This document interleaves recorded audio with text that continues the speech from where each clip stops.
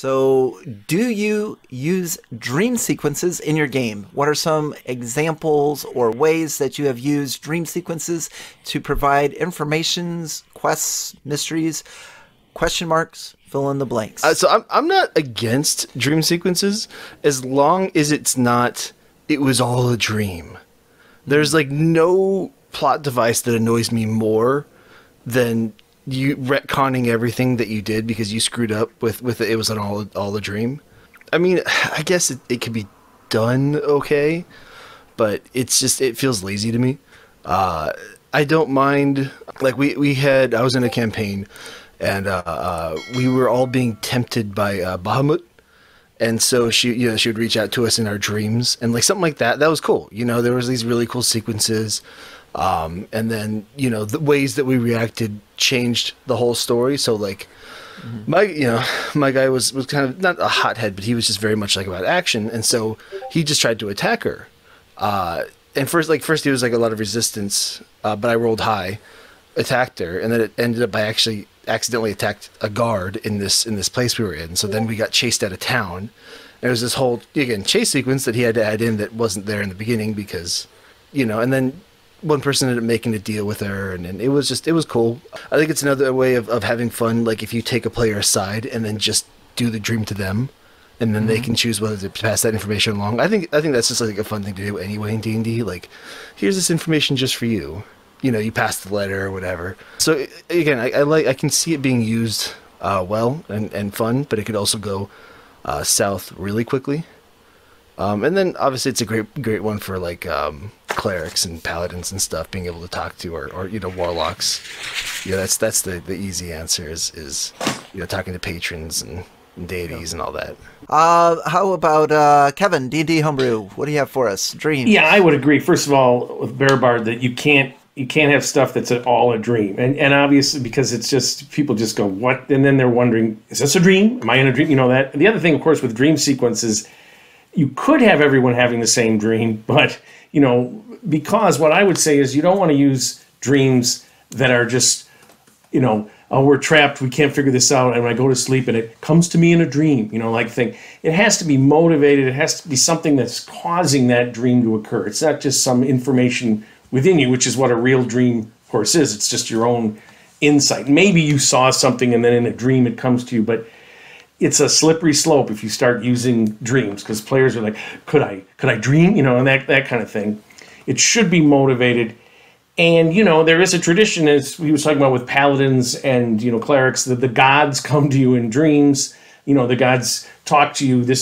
And of course, people historically, one of the theories about that there is an afterlife is people would die and then people would see them in their dreams in another land at night. And, the difference between the dream world and the real world was sort of murky, right? So you could say there's another world, but I think it always has to be motivated by some outside force or power. And also, what I've used before is you go into an area, cursed area or something, and you start to have strange, uneasy, what's the thing from Kafka, you woke from uneasy dreams. You don't really remember them, but you realize you're getting exhausted or you're having problems focusing. And so you don't have to necessarily create dreams, but you get the sense this cursed place, this, whatever the entity is. And of course, there's an area effect of some powerful creature, some lich, is causing mental distress and is getting into your head, literally, right? It's got to be, you got to use it sparingly. You got to use it, but it's fun. And the other thing about dreams, if you're giving some information, let's say there's a cursed place or there's a dream could be just information, a plea for help, a warning, all sorts of different things. You can use dream logic, right?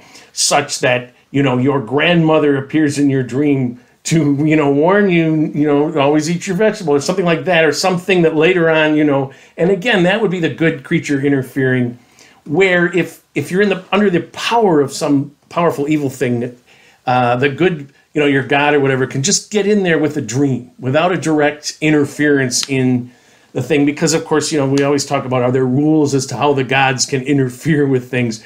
And the dream becomes a really good avenue to that. Because again, as Bearbard said, it's individual. You say to the player, you have this dream, maybe you've written it out in advance so that you can hand it to them or, send it to them if you're online, and then they can decide whether or not to share that. And I had groups where there's people that never share stuff. And I'm always thinking, then other people, they share everything. They're always like, look, I had this dream. What do you think it means? They want to tell the group. And I think that, again, and when you have someone who gets a dream, it makes them feel important, especially like he was saying the Warlock.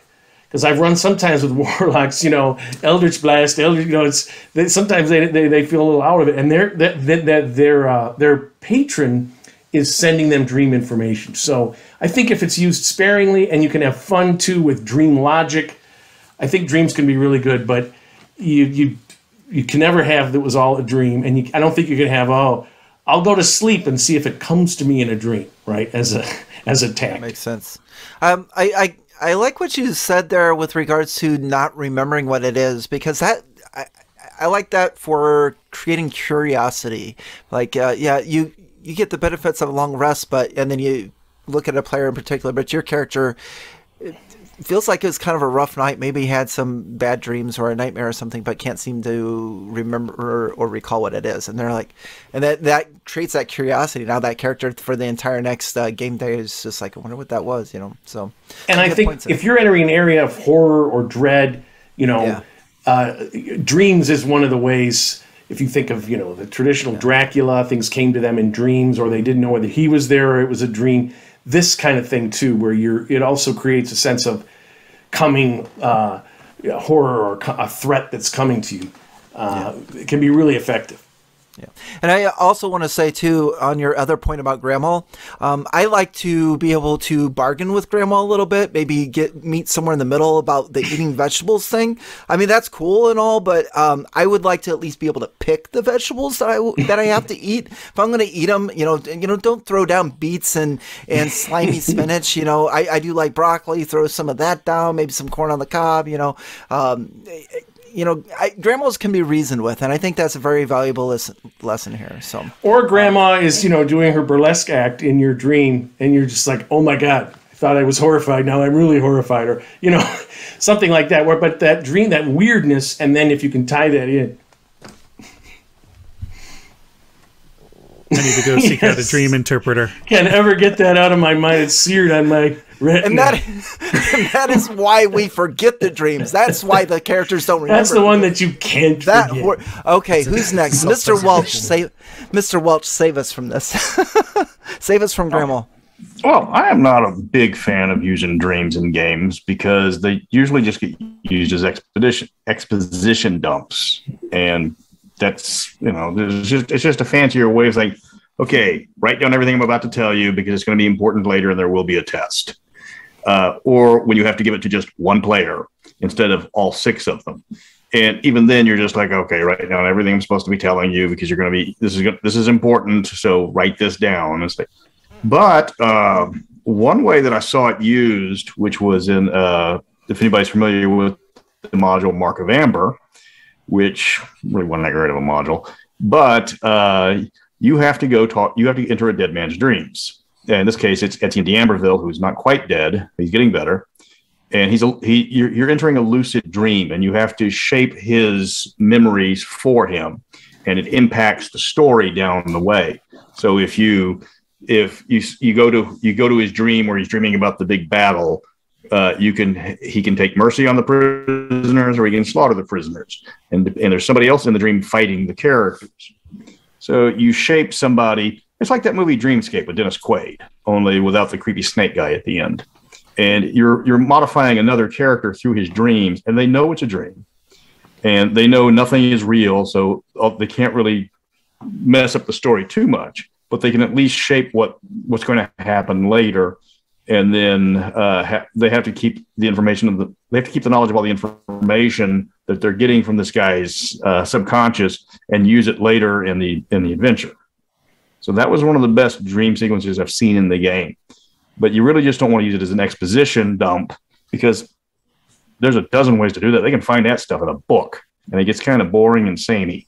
Yeah, that's a great point on that. I wouldn't want to use them where they would have to remember a lot of things or write a lot of things down. How about you, Juice? What do you have for us? Dreams. So a couple things.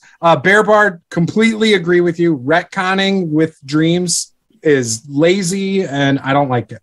So I don't do that. I would never do that. If I had a, say, character death or something and the player really wants to play their character, I'm not going to go to a dream sequence. I'm going to figure out a way that they can still play that character, whether they become a warlock because of a patron or a deity resurrects them or the players have to go rescue them in hell. I don't know, whatever. But there's other ways you can retcon something that can make sense to the story.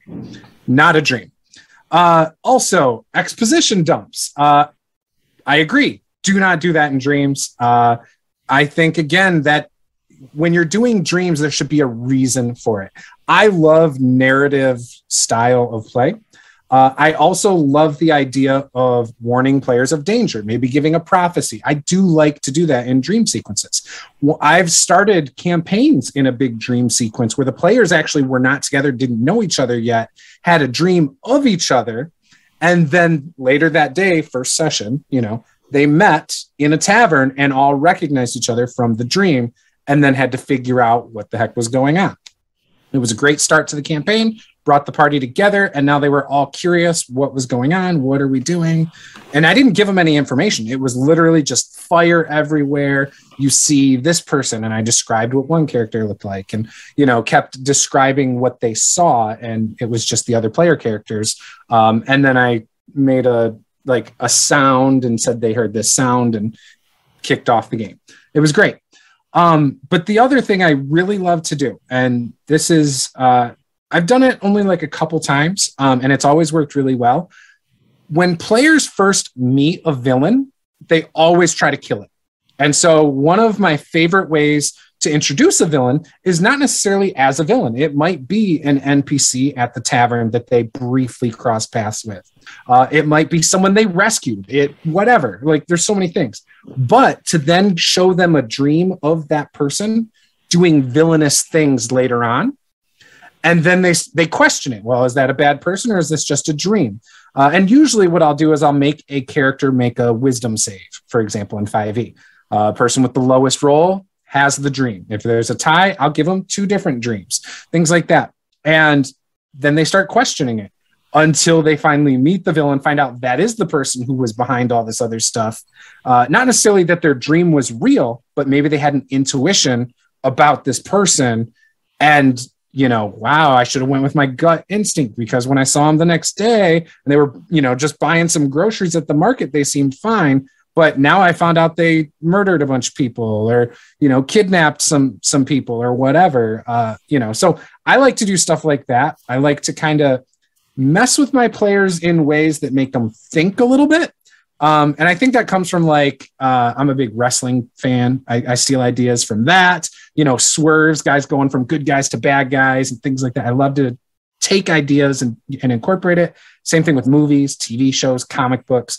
And so a lot of these little things you can kind of pick and mold, and dreams are a good way to kind of do some of it. I just really love that idea of, having this subconscious gut feeling kind of reemerge in a dream. That is such a cool way to tip off their hinting of the true nature of somebody. Oh, what a brilliant idea. I love that. I love that you love that.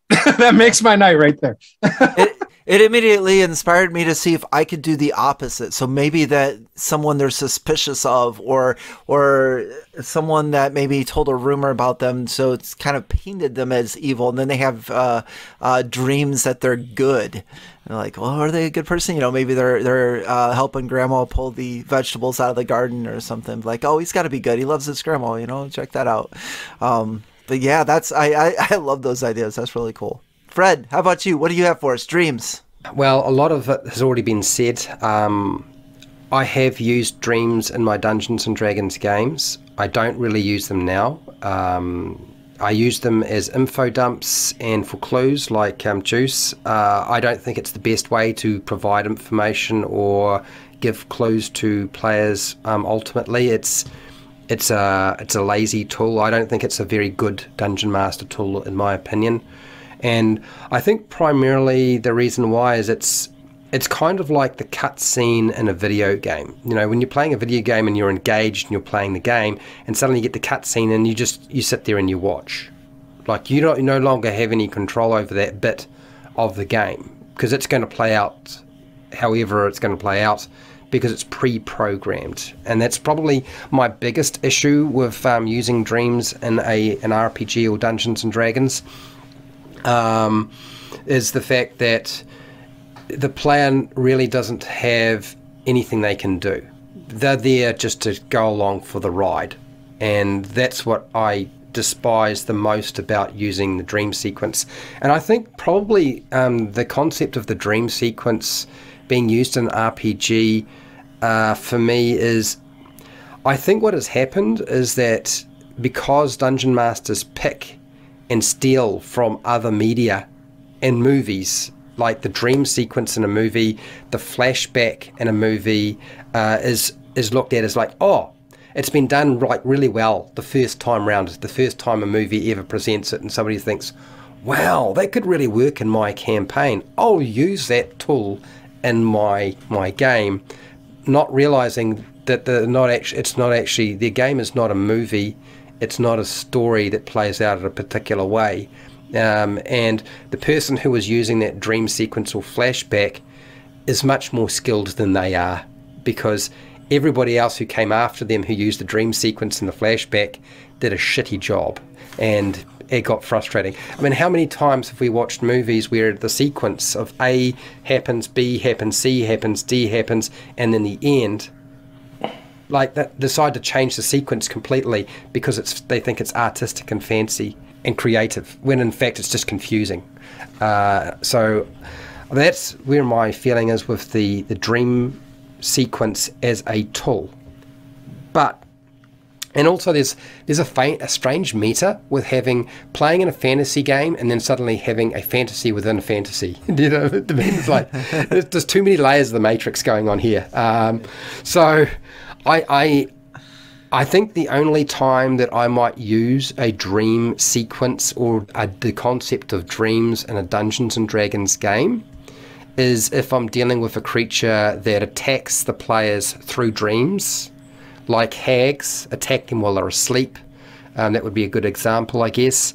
And that they can actually affect. So if they're in the dream, like, I don't want one player, I want the whole party there. Like, you're all coming, thank you very much. So if I can get them all into the same dream and they can actually affect what happens and the decisions that their characters are making in the dream, and their character can die in the dream and in real life in the game. It's very much like trying to do the Matrix within a Dungeons and Dragons game. So there's instead of 2 layers, we've got 3 layers. It's a little bit more difficult, I think, for your head to get around. So if the players can actually affect what happens in the dream, and their character can actually die in the dream, then I would consider it. Otherwise, I'm not a fan of it. And that's, I guess, all I have to say about dreams. Really good opinion. I mean, like a lot of things we discuss, I mean, everyone runs things in their own ways and stuff, and uses tools or doesn't use tools. Just a quick question. Would you ever consider using them for a patron or a deity? Because it seems like, if I were to ask everybody, the most universal way to use dream sequences would be for communications with like a patron or a deity. Would you ever use them for those? So I think there'd be probably some patrons where it would make sense, but I actually prefer the idea that instead of their interaction with the patron being through a dream, that they actually get to meet the patron. Let's get real. You think about a player. Like, what do you want more as a player playing a character? Do you want to have a dream about your patron giving you a message or passing on information or having an interaction with them in a dream where you don't really get to interact, they just say something? Or do you want to meet them? Like, that's the thing that I think players, and I would want, is I want them to meet the patron. Denny, what do you have for us? Dreams. So I am a big proponent of dream use at the moment within the campaign I'm running. I agree with a lot of everything that's been said, you know, the cheapening of it's all been a dream and trying not to use exposition dumps through dreams. I've used them in a few different ways. Similarly, one of my warlock patrons at the moment communicates with their warlock through dreams, and I think there's a certain thought process to when to use this method versus like getting to meet them in person, because like to me there's a bit of a psychology of, you know, if your patron can tap into your dreams, it's like you and I let my player actually have like a real-time conversation with their patron in their dreams. It's just like they literally, I ask my player, what are you dreaming about at the moment? And then I figure out a way to disrupt that dream with the patron kind of bursting through the matrix, as Fred has put it, and be like, all right, we're having a conversation now. And I like to give the feeling of, I am a powerful deity or patron, and I'm going to intrude on what you are doing. You are running on my time. So that's one of the ways I use dreams, is communications with higher powers. Another one I like to do is, and it just so happens in the current game I'm running, there are a few players who are missing bits of their memory. And I'm like, let's do some memory recall through dreams. And so one of our players, he's like, I don't remember things. So I'm like, you're going to get memories. And I'll set the scene. I'll be like, all right, we're going into a dream sequence. You are 9 years old. And this is the scene. And we actually act out that scene, even though it does give a bit of time to like a single player.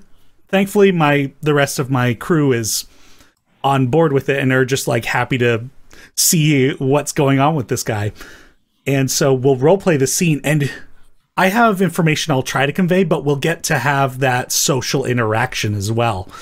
And that's happened a couple of times now. And a third way I like to use dreams is like absurd symbolism. It doesn't have to be like so absurd that nobody can relate, but like the same character, my party had fought a bunch of bug monsters, and then he went to sleep. And this is like getting close to the it was a dream situation, but anyway, I'll just tell this story. So one of these bugs they had just fought crawls up the end of his bed, and I describe him like, you're paralyzed, you can't move, and it like crawls into the bed with him, and like a scythe touches his chest, like its clawed limbs like touch his chest, and he wakes up in a cold sweat. So it was like establishing like a, you know, you've got some trauma from this encounter, like it's a scary thing, like adventuring isn't something to take lightly. And a little bit of foreshadowing, which I'm not going to say anything about that here because I believe he's watching this stream today. So a couple things, Denny. The first one is I kind of like the idea that you presented with like the bugs coming up onto the bed. Is dreams being a way to be able to inject horror into your game without actually having horror present when they're up and about. So, you know, you can have everything just fine. Then all of a sudden, you know, these bugs are monitored onto the bed. They can't do anything. They wake up and stuff like that.